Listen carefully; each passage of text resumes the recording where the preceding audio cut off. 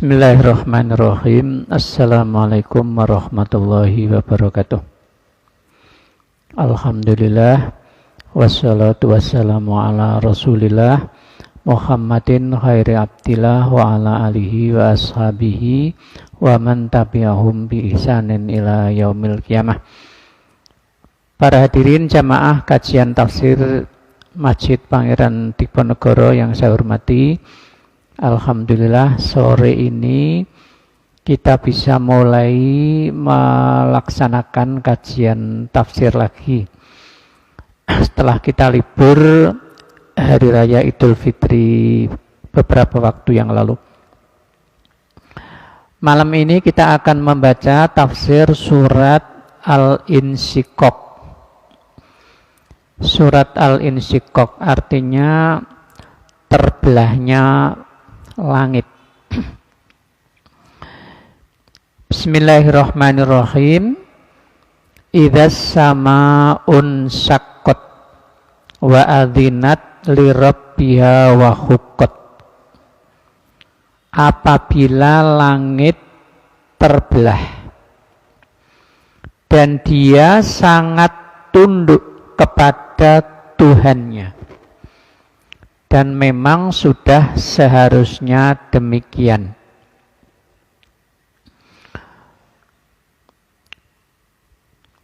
Jadi ayat 1 dan 2 ini menginformasikan kepada kita bahwa langit yang sekarang ini kelihatan sangat kokoh, nanti pada saatnya itu akan terbelah, yaitu pada hari kiamat.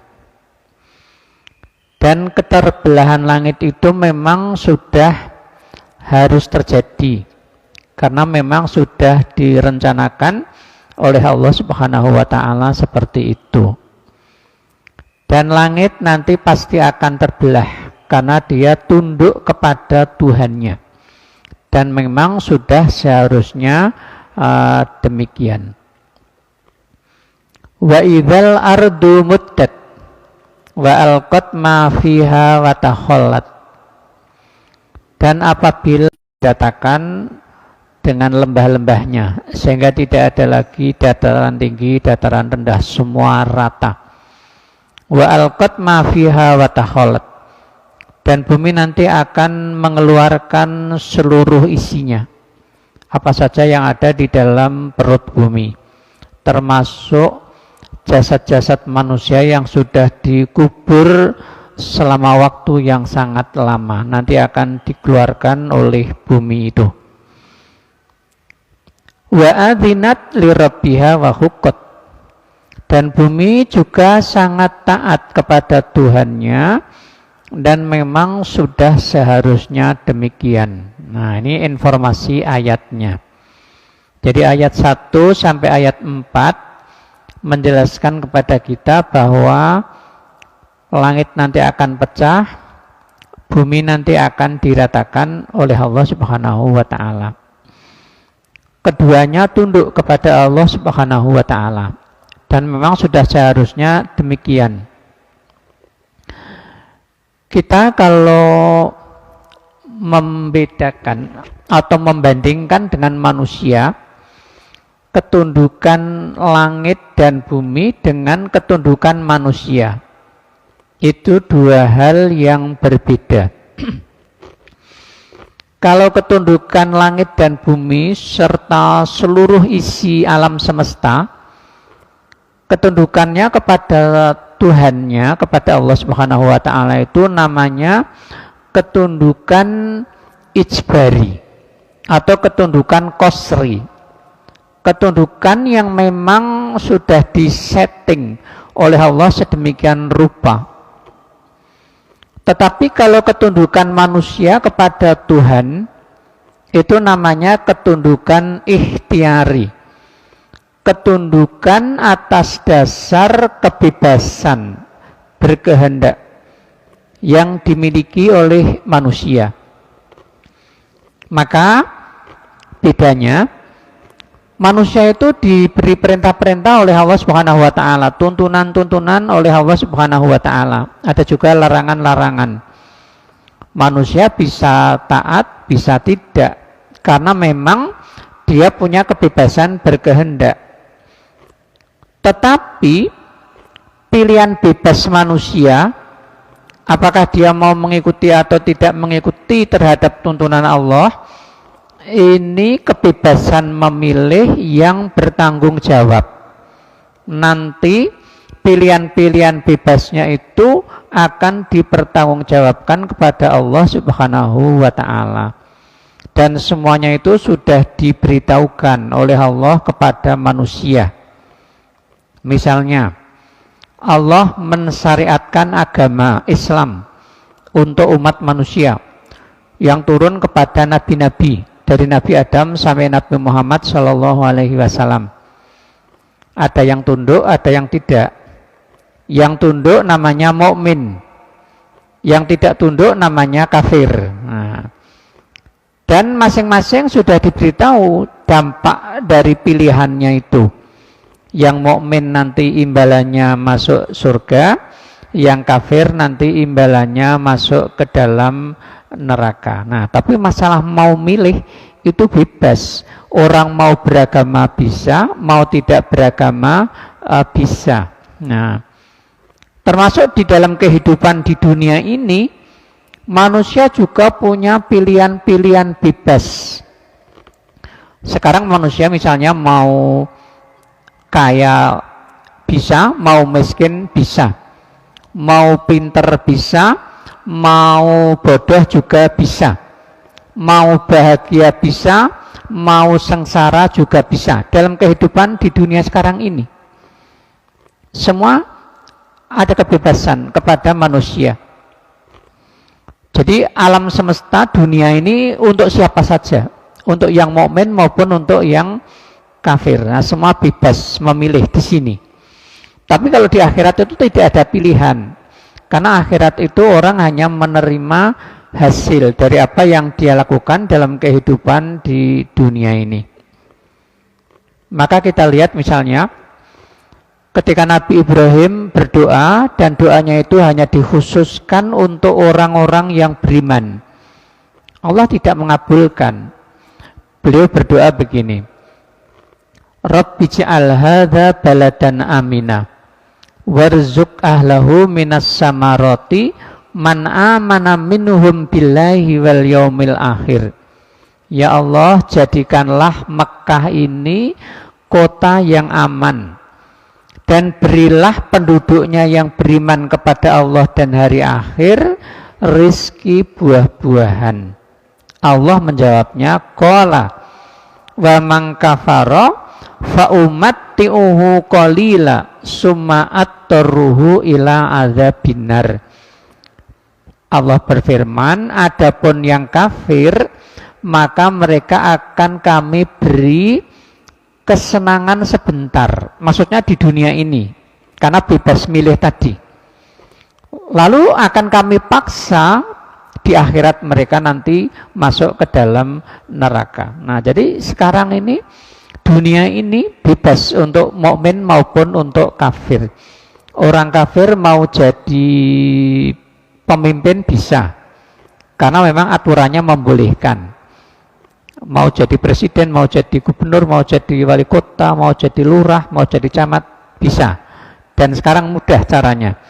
Asal orang punya kemampuan sedikit, punya modal yang cukup, dia ikut kontestasi dalam pemilu, dia bisa menang itu. Nah, yang muslim juga bisa menang, yang kafir juga bisa menang. Tinggal siapa yang lebih kuat. Nah, jadi itu di dunia begitu. Tapi kalau dia kafir, di akhirat nanti masuk neraka. Kalau di dunia bisa memiliki semuanya itu. Nah, orang kafir mau kaya bisa, orang kafir mau pinter bisa, orang kafir mau sukses bisa dalam bidang politik, sosial, ekonomi bisa. Nah, tapi kalau kafir di akhirat mereka nanti masuk ke dalam neraka. Nah, jadi itu kebebasan yang dimiliki oleh manusia. Namanya kebebasan ikhtiari, kebebasan yang berdasarkan pilihan bebas. Tetapi pilihan bebas ini ada konsekuensinya yang nanti akan ditanggung oleh manusia itu sendiri. Nah, sementara ketundukan yang dimiliki oleh selain manusia itu namanya ketundukan ijbari, ketundukan qasri. Karena memang benda-benda itu sudah disetting oleh Allah sedemikian rupa. Matahari tunduk pada Allah. Dia setiap hari akan bergerak pada porosnya, berjalan pada porosnya, tidak bergeser. Bumi bekerja seperti itu, karena memang sudah disetting oleh Allah seperti itu. Rembulan juga begitu, berputar dan mengitari bumi serta mengitari matahari. Nah, binatang buas akan menerkam mangsa, termasuk manusia kalau dia berdekatan dengan binatang itu, karena memang nalurinya begitu yang diberikan oleh Allah kepada mereka semua. Nah, ini ayatnya. Nanti langit akan terbelah pada hari kiamat, bumi akan diratakan oleh Allah pada hari kiamat dan mengeluarkan semua isinya. Ayatnya mengatakan bumi dan langit itu tunduk kepada Tuhannya, dan memang sudah seharusnya demikian karena memang sudah ditentukan oleh Allah Subhanahu wa taala masa aktif bumi dan langit bekerja itu berapa lama. Setelah masa itu habis, maka keduanya akan mengalami kehancuran. Lah, ini bedanya dengan manusia. Sementara kalau manusia itu pilihan-pilihannya adalah pilihan-pilihan bebas, tapi dia bertanggung jawab terhadap pilihan itu. Nah, oleh karena itu marilah kita sekarang ini pahami betul ajaran-ajaran agama itu, sehingga pilihan-pilihan kita juga pilihan-pilihan yang benar menurut tuntunan agama, sehingga dampak yang akan kita dapatkan juga dampak yang baik sesuai petunjuk Allah yang diberikan kepada kita semua. Nah, ayat lanjutannya, ya ayyuhal insan innaka kadihun ila rabbika kadhan famulakih. Wahai manusia. Jadi khitabnya ini untuk seluruh manusia, bukan hanya untuk orang yang beriman. Sesungguhnya engkau bekerja keras, bekerja sungguh-sungguh menuju kepada Tuhanmu, dan engkau pasti akan menemuinya. Jadi kalau settingan Allah terhadap manusia itu pertama akan hidup di dunia, setelah itu dia akan mati, dan mati itu nanti dia akan kembali kepada Allah Subhanahu wa ta'ala. Siapa saja yang pernah hidup di dunia, maka dia pasti akan mati dan kembali kepada Allah Subhanahu wa ta'ala. Apapun pekerjaan yang ditekuni, apapun profesi yang ditekuni oleh yang bersangkutan, semua bekerja keras dan semua pasti akan kembali kepada Allah Subhanahu wa ta'ala. Nah, ini ayatnya berbunyi begitu. Dan kembali kepada Allah itu nanti akan mempertanggungjawabkan seluruh amal perbuatan yang telah dilakukan dalam kehidupan di dunia ini. Jadi kembali kepada Allah itu bukan kembali asal kembali, tetapi kembali dalam rangka untuk mempertanggungjawabkan apa yang telah diamanatkan kepada manusia oleh Allah Subhanahu wa ta'ala. Termasuk manusia sebagai khalifah di muka bumi, itu nanti akan dipertanggungjawabkan kepada Allah Subhanahu wa ta'ala. Termasuk manusia memilih agama, itu nanti juga akan dipertanggungjawabkan kepada Allah Subhanahu wa ta'ala. Termasuk pekerjaan-pekerjaan yang dilakukan oleh manusia, apa saja itu profesinya, nanti juga akan dipertanggungjawabkan kepada Allah Subhanahu wa ta'ala. Nah, jadi ini khitabnya, sasaran pembicaraannya, mitranya adalah semua manusia. Innaka kadihun ila rabbika kadhan famulaki. Kamu bekerja sungguh-sungguh menuju kepada Tuhanmu, dan kamu pasti akan menemui Tuhanmu. Cuma nanti kembali kepada Tuhan itu, yang mukmin masuk ke surga, yang kafir masuknya ke neraka. Jadi akhirnya berbeda antara yang mukmin dan yang kafir, tidak disamakan. Fa'amma man utiya kitabahu biyaminihi fasawfa yuhasabu hisaban yasira. Adapun orang-orang yang menerima catatan amalnya dengan tangan kanannya, maka dia pasti akan dihisab dengan hisab yang ringan. Ini ayat menginformasikan bahwa nanti di hari kiamat ada orang-orang yang menerima catatan amalnya yang diberikan oleh para malaikat itu dengan tangan kanan. Tangan kanan itu, istilah kanan itu dipakai oleh Quran untuk menunjuk kepada keberuntungan, kebahagiaan. Keberuntungan dan kebahagiaan. Berarti orang-orang yang menerima catatan amalnya dengan tangan kanan itu adalah orang-orang yang beruntung dan orang-orang yang akan bahagia dalam kehidupannya di akhirat nanti. Mereka nanti yang menerima dengan tangan kanan itu hisabnya hisab yang ringan. Karena mereka ini orang-orang mukmin yang secara tulus menerima tuntunan Allah Subhanahu wa taala dan dilaksanakan tuntunan itu dalam kehidupan di dunia dengan sebaik-baiknya. Jadi dia orang baik, maka hisabnya hisab yang ringan. Nah, orang-orang yang masuk dalam kategori ini memang dalam kehidupan di dunia mereka sudah selalu melakukan introspeksi dan koreksi diri. Kalau mereka menyadari melakukan kekeliruan, mereka cepat sadar, kemudian mengoreksi kekeliruan-kekeliruan yang dilakukan. Mungkin karena ditegur oleh temannya, mungkin ditegur oleh gurunya, atau mungkin karena membaca Quran kemudian menyadari kekeliruannya.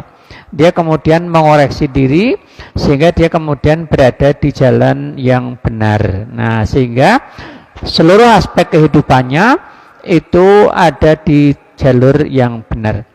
Nah, maka mereka-mereka di akhirat akan mendapatkan hisab yang ringan karena dosa-dosanya itu bisa dikatakan sedikit.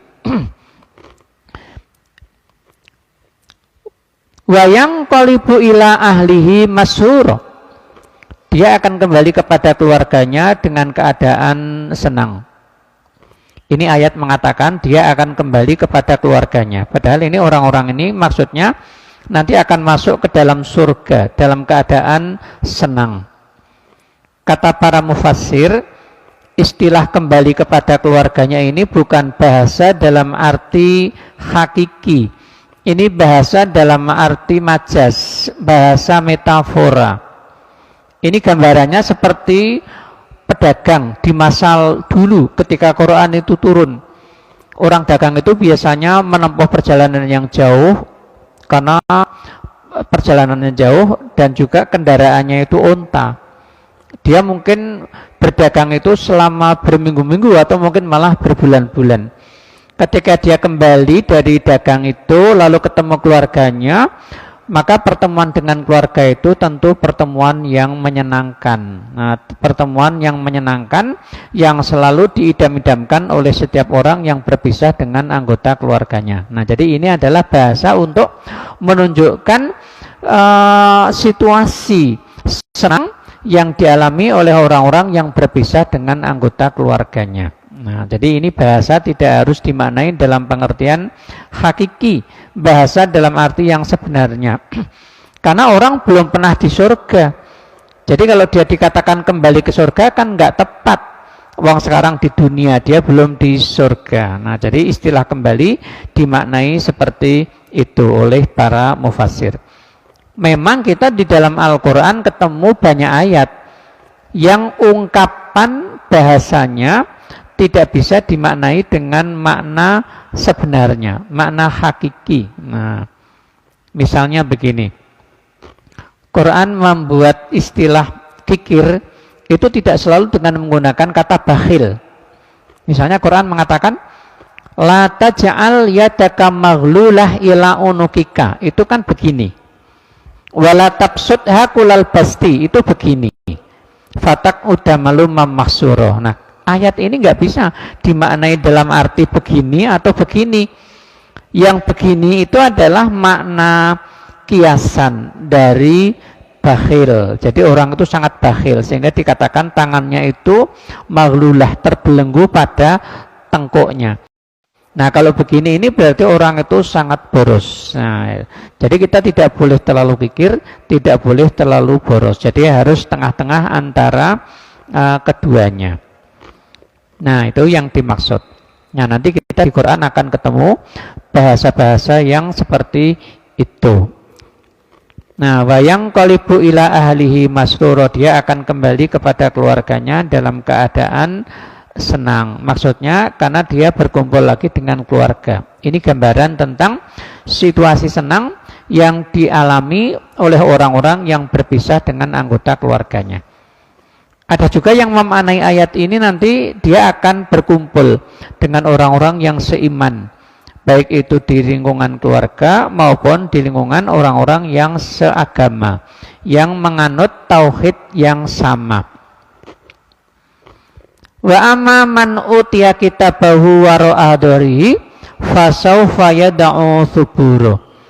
Adapun orang-orang yang diberikan kitabnya dari balik punggungnya, maka dia akan berteriak kecelakaan. Nah, nanti kelompok yang kedua, kelompok orang-orang yang tidak beruntung, kelompok orang-orang yang tidak bahagia, itu nanti akan menerima catatan amalnya dengan tangan kiri dan dari balik punggung. Nah, jadi tidak menerimanya begini, tapi dari balik punggungnya. Ini menurut para ulama sebagai penghinaan kepada mereka. Nah, orang-orang yang menerima catatan amalnya dari balik punggungnya, mereka nanti akan berteriak kecelakaan. Maksudnya mereka menyadari bahwa di hari kiamat itu setelah dihisab mereka akan masuk neraka. Maka mereka berteriak, celakalah aku. Nah, gitu maksudnya, celakalah lu. Yada'u suburo wa yasla sa'iro, dan dia akan masuk ke dalam neraka. Nah, jadi manusia nanti pada hari kiamat dibagi menjadi dua, ashabul yamin dan ashabul shimal, orang yang bahagia dan orang yang sengsara. Nah, dan memang di dunia ini manusia juga selalu terbagi menjadi dua, mukmin kafir, taat durhaka. Wa yasla sa'iro, dia akan masuk ke dalam neraka. Kenapa dia masuk ke neraka? Ada penjelasan ayatnya. Innahu kana fi ahlihi masruro, dia dulu dalam kehidupan di dunia ini hidupnya bersenang-senang dalam pengertian yang negatif, berfoya-foya, sangat hedonistik, asosial, dan tidak punya kepedulian sosial kepada masyarakat yang ada di lingkungannya. Menggunakan nikmat-nikmat Allah tidak sesuai dengan tuntunan yang diberikan oleh Allah kepada mereka. Nah, hedonistik, istilahnya orang sekarang itu hedonistik, asosial. Nah, yang baik itu orang menggunakan harta benda itu ada fungsi sosial dan ada fungsi untuk membantu kepada orang-orang yang membutuhkan bantuan. Termasuk dalam kasus yang paling dekat kita lihat waktu Israel menyerbu Palestina, membombardir Palestina dan banyak korban, banyak kerusakan. Maka rakyat Indonesia yang muslim kemudian menghimpun dana lewat berbagai organisasi keagamaan. Nah, dan terkumpul uang dalam jumlah yang sangat besar. Nah, orang-orang yang tidak senang justru melecehkan dan nyinyir dengan bantuan-bantuan yang dihimpun oleh lembaga-lembaga keislaman itu tadi. Nah, itu contoh. Jadi sementara orang lain punya kepedulian sosial yang sangat tinggi, dia justru mencemooh orang-orang yang berbuat baik kepada saudara-saudaranya yang sedang menderita. Nah, jadi dijelaskan oleh ayat ini siapa orang-orang yang masuk ke dalam neraka itu. Yaitu orang-orang yang dalam kehidupan di dunia itu sangat hedonistik, sangat asosial, tidak memiliki kepedulian sosial kepada orang lain. Ini sebab yang pertama. Sebab yang kedua, innahu dhanna alan yahur. Dia yakin atau menduga tidak akan dibangkitkan kembali. Nah, jadi ini adalah contoh orang-orang yang tidak percaya kepada hari kebangkitan. Sementara ajaran agama mengajarkan kepada kita bahwa setelah kehidupan di dunia itu nanti akan ada kehidupan di akhirat. Dan di akhirat itu nanti kita akan dibangkitkan kembali. Semua orang yang sudah mati, dari masa Nabi Adam sampai masa yang terakhir nanti, semua orang akan dibangkitkan dan akan mempertanggungjawabkan amal perbuatannya. Ini adalah informasi gaib. Nah, jadi memang agama itu salah satu informasinya, tuntunannya adalah menyangkut gaib. Jadi yang gaib itu bukan hanya Allah Subhanahu wa taala. Termasuk yang gaib adalah persoalan kehidupan ukhrawi, kehidupan akhirat itu. Nah, termasuk di dalamnya adalah kebangkitan. Orang-orang yang tidak percaya kepada hari kebangkitan, keyakinannya hidup itu hanya di sini dan sekarang. Setelah mati selesai, tidak ada urusan, tidak ada apa-apa. Nah, maka mereka walaupun berbuat durhaka, berbuat kejahatan, melakukan berbagai tindak kejahatan dalam kehidupan di dunia, tidak yakin mereka nanti akan dimintai pertanggungjawaban di akhirat. Nah, inilah dampak buruk dari orang yang tidak meyakini hari kebangkitan atau hari pembalasan. Akhlaknya itu menjadi bejat, akhlaknya menjadi rusak. Nah, ini dari masa dulu sampai masa sekarang ada orang-orang yang seperti ini.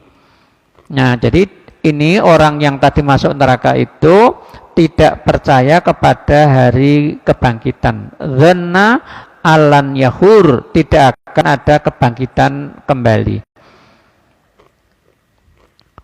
Bala inna rabbahu kana bihi basyira. Nah, maka keyakinan mereka yang seperti ini dibantah oleh Al-Quran, bahwa nanti Tuhan tidak akan menghisab, Tuhan tidak akan meminta pertanggungjawabannya itu. Tentu saja tidak seperti yang mereka yakini. Sesungguhnya Tuhannya sangat mengetahui tentang mereka, tentang apa yang mereka lakukan, tentang motivasi dari perbuatan-perbuatan mereka, semuanya diketahui oleh Allah Subhanahu wa taala secara langsung maupun lewat catatan-catatan yang dibikin oleh para malaikat yang ditugasi oleh Allah Subhanahu wa taala untuk mencatat amal perbuatan manusia. Fala uqsimu bis-syafaq. Nah, kemudian setelah ini Allah memberi pencerahan kepada kita semua. Sistem yang diciptakan oleh Allah Subhanahu wa taala yang berjalan di alam semesta ini, yang bisa kita amati dalam kehidupan kita sekarang ini. Apa itu? Aku bersumpah dengan cahaya merah. Cahaya merah itu cahaya yang kita lihat di ufuk ketika sore hari.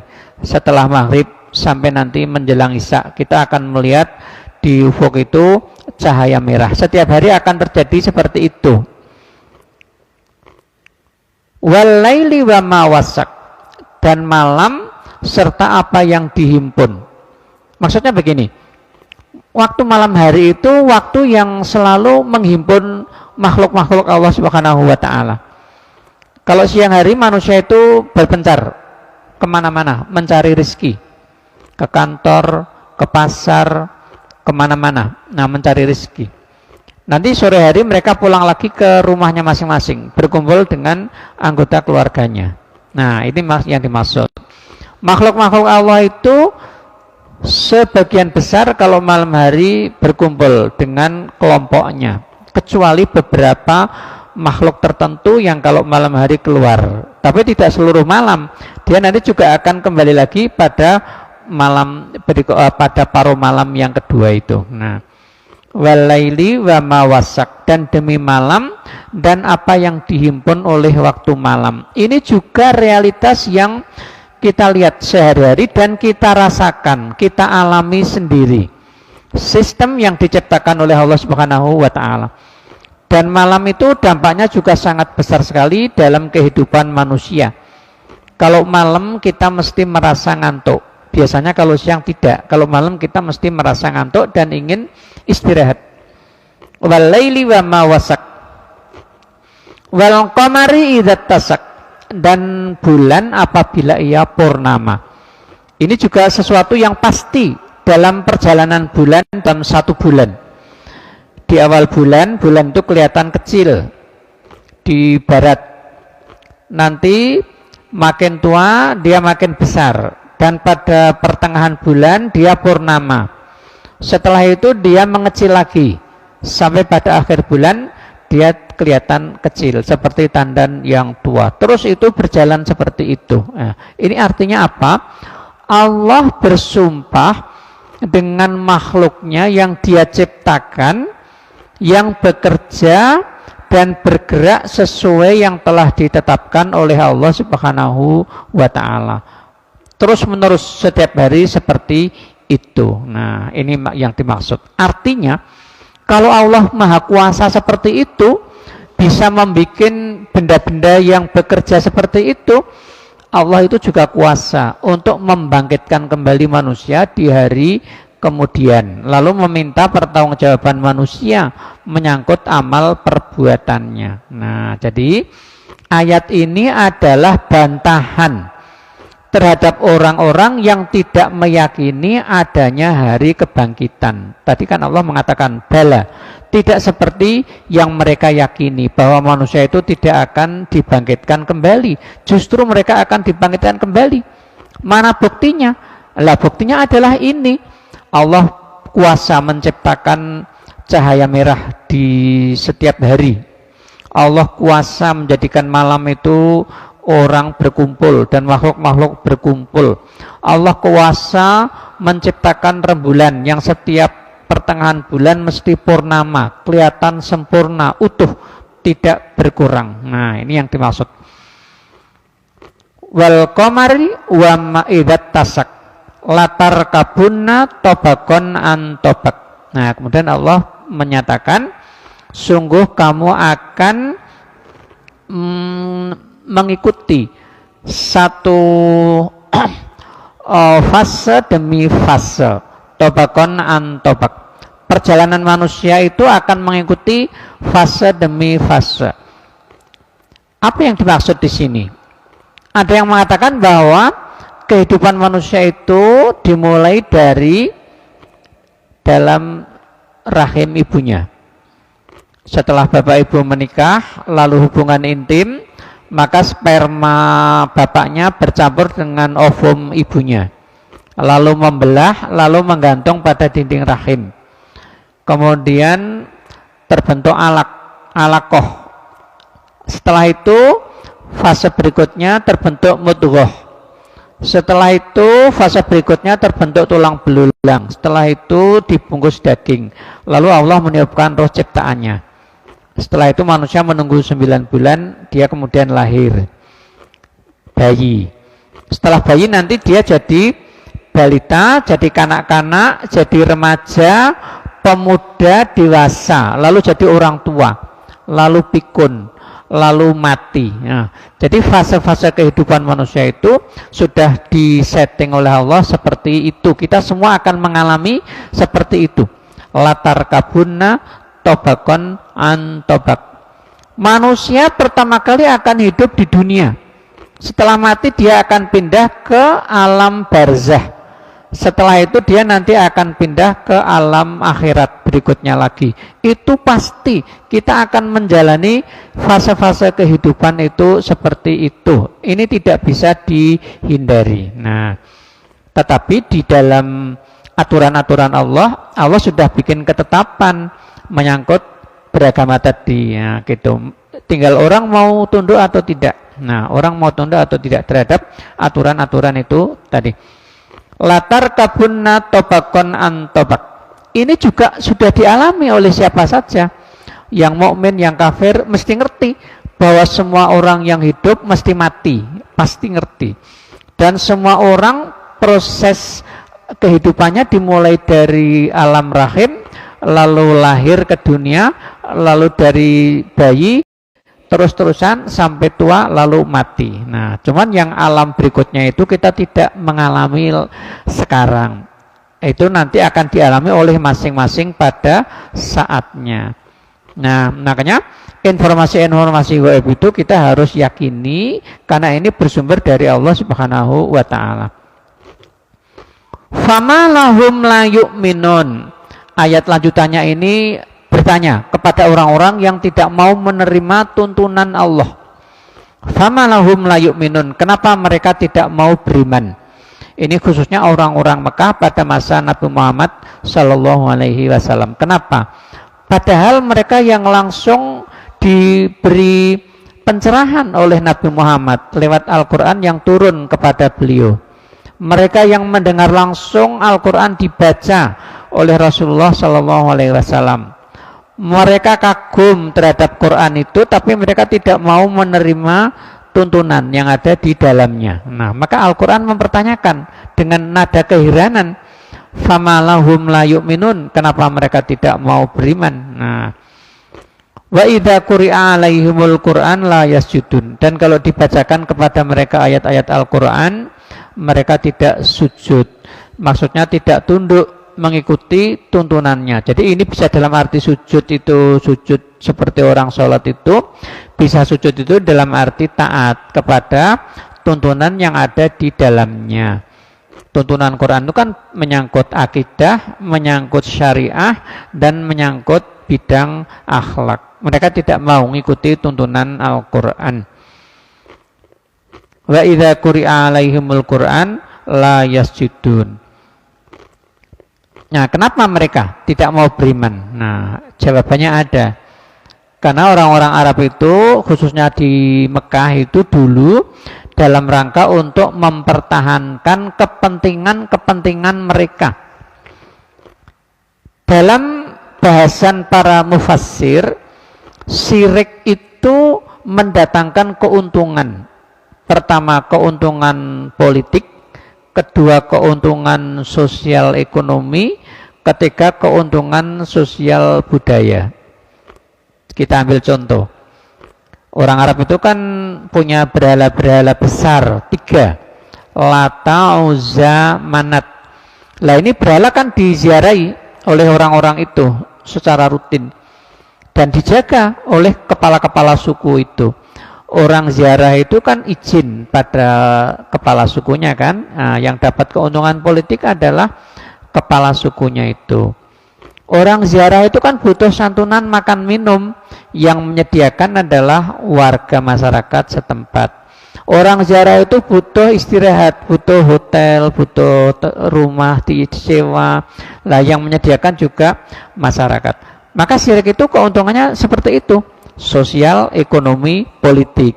Kalau ini enggak ada, habis keuntungan-keuntungan mereka. Nah, jadi dalam pikiran mereka, kalau mereka itu lalu beriman pada Nabi Muhammad, ya ini semua harus ditinggalkan. Nah, jadi itu kenapa mereka tidak mau beriman. Bahkan mereka kemudian memusuhi Nabi dan memerangi, bukan sekedar memusuhi, tapi memerangi Nabi Muhammad.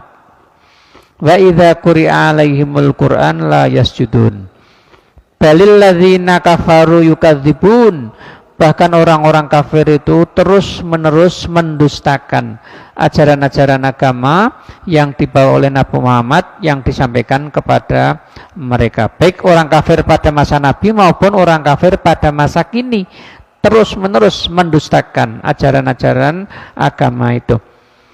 Wallahu a'lamu bima yu'un. Sesungguhnya Allah lebih mengetahui apa yang mereka sembunyikan. Jadi apa yang mereka sembunyikan itu maksudnya begini. Mereka kagum terhadap Al-Quran, tapi mereka tidak mau tunduk kepada ajarannya. Kenapa tidak mau tunduk kepada ajarannya? Karena takut kehilangan berbagai keuntungan duniawi yang selama ini mereka dapat. Keuntungan politik, keuntungan sosial, keuntungan ekonomi, keuntungan budaya, dan lain sebagainya. Nah, itu masalahnya di situ. Sampai hari ini sama. Kalau ada tempat-tempat yang diduga mengandung unsur-unsur syirik, kalau ada misalnya tokoh-tokoh agama yang kemudian ngoreksi, biasanya dimarahi oleh orang-orang yang punya kepentingan dengan tempat-tempat yang seperti itu. Nah, pasti akan terjadi seperti itu. Wallahu a'lamu bima yu'un. Allah lebih mengetahui apa yang mereka sembunyikan. Fabashshirhum bi'adzabin alim. Oleh karena itu, beri kabar gembira dengan siksa yang sangat pedih, yaitu neraka. Illalladzina amanu wa amilus shalihat lahum ajrun ghairu mamnun. Tetapi orang-orang yang beriman dan beramal soleh, bagi mereka pahala yang tidak terputus. Nah, jadi yang nanti akan mendapat azab yang pedih adalah mereka-mereka yang menolak ajaran-ajaran agama. Sementara orang-orang yang beriman dengan iman yang benar, iman yang benar itu rukunnya ada 6. Percaya kepada Allah, percaya pada hari akhir, percaya kepada para nabi, percaya kepada kitab-kitab, kepada malaikat, kepada qada dan qadar. Nah, ada 6. Termasuk nabi itu ya semua nabi yang diutus oleh Allah Subhanahu wa taala. Kemudian imannya itu diikuti dengan amal soleh. Amal soleh itu adalah penggunaan daya-daya manusia, penggunaannya sesuai dengan ajaran Quran, sesuai dengan sunnah Nabi, dan sesuai dengan pikiran yang sehat. Maka kepada mereka nanti akan mendapatkan pahala yang tidak ada putusnya, terus menerus. Baik, inilah para jamaah sekalian intisari dari tafsir surat Al-Insyiqaq. Jadi intinya nanti setelah kiamat manusia terbagi menjadi 2, mukmin dan kafir, yang pahalanya tentu saja tidak sama, imbalannya tidak sama. Baik, sampai ketemu nanti pada bulan berikutnya, pada minggu yang sama. Assalamualaikum warahmatullahi wabarakatuh.